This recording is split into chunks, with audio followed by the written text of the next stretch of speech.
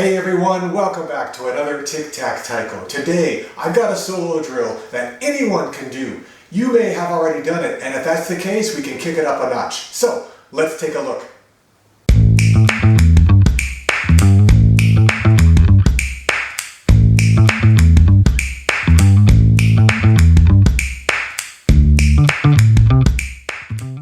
Okay, I'm going to start this video with two observations. Number one, the longer you solo in any given taiko group, the more likely it is that your solos are going to sound like the other solos in that taiko group from other members. This leads to consistency and familiarity and comfort, yes, but it comes at the expense of growth. It is limiting your artistic expression as a musician, as an artist, etc.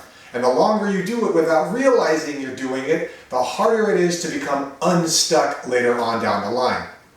Second observation, a lot of taiko players, especially those who are new to soloing, tend to stick to rudiments and other patterns from the song that they're soloing in. And don't get me wrong, at first this is great, you want something to grab onto, but think about it.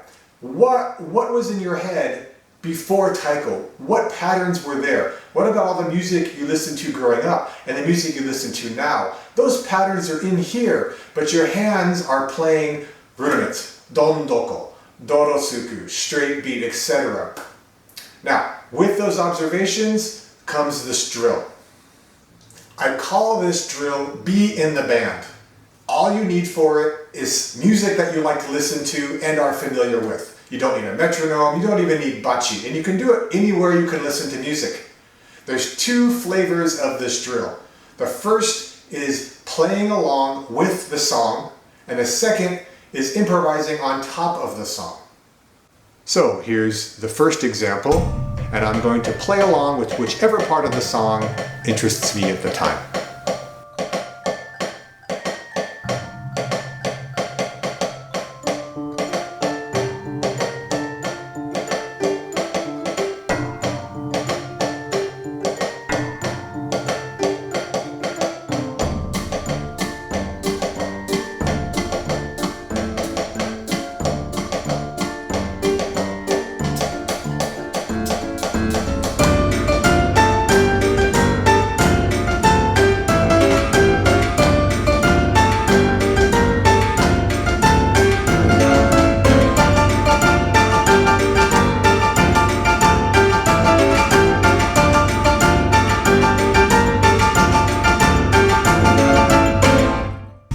For the second example, I've got the same song, but now I'm improvising on top of it.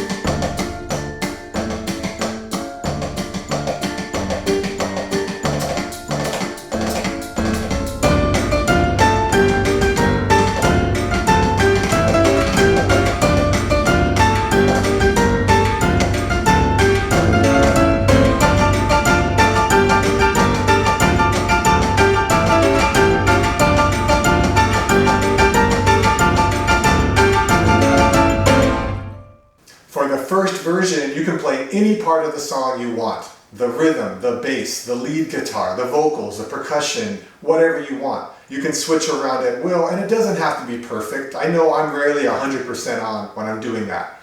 For the second version, try not to play rudiments. Try to avoid the dondokos and the dorotsukus and the other patterns from other songs that you might normally play. Try to play something different. So here's an example of what not to do.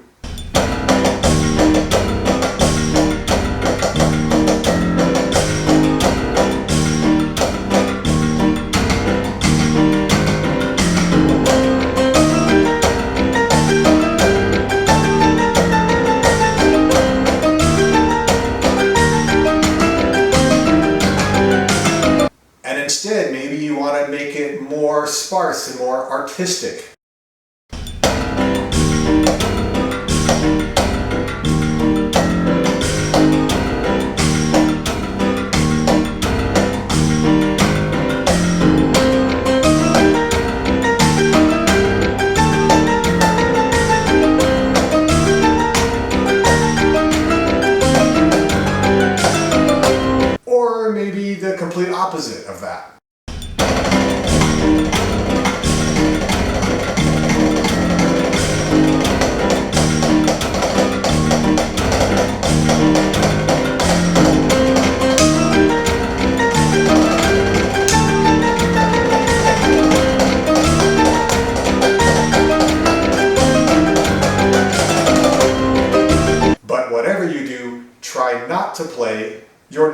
routine. For the last part of this video, I'm going to show you 3 songs that I like to play along with. Unfortunately, the first 2 are under copyright, so I can't play them for you to hear, but I'm going to have the links below in case you're interested.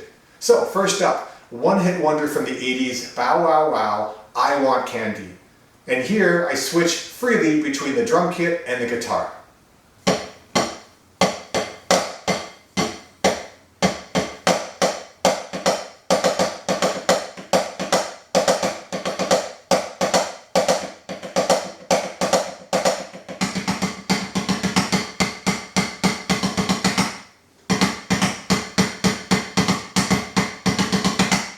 Second example is Eminem, Without Me, and in this case I'm following his vocal rhythms.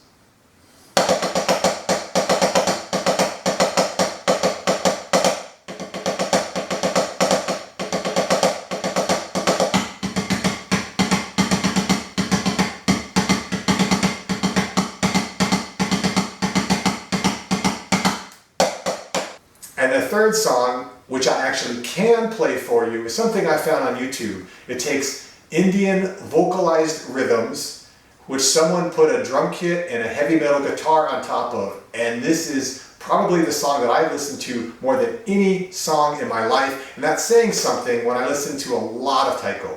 So take a look.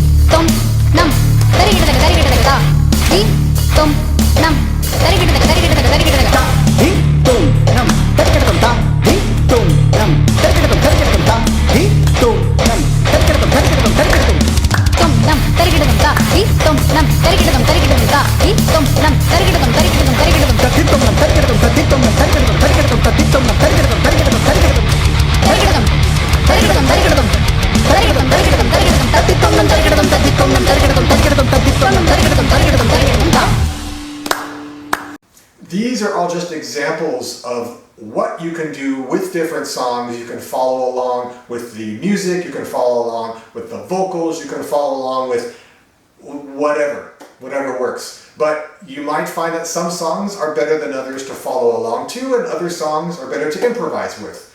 Experiment and you'll figure it out.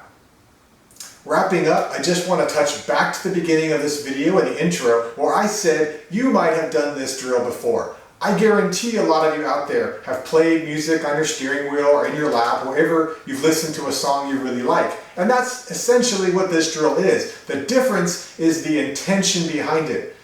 The patterns in the music are already here, but your hands aren't necessarily playing it. So you practice it with the intention to train your hands. You're opening that link that's not necessarily always there. It takes a little bit of practice. And over time, even just a little bit of time, you'll start to feel these patterns coming out.